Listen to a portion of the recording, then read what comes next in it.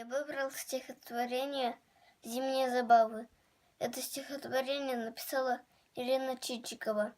Я выбрала стихотворение, потому что здесь есть все зимние забавы, которые любят дети.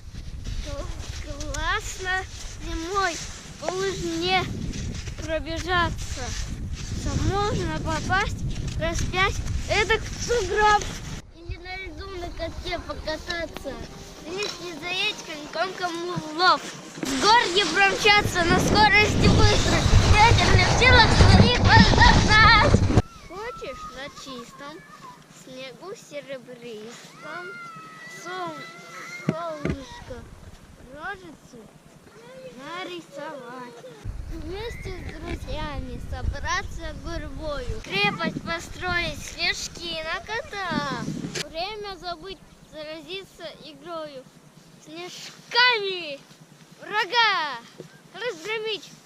Ух и прах! Пусть вся одежда до нитки промокла, снега в тебе хоть лопатой греби.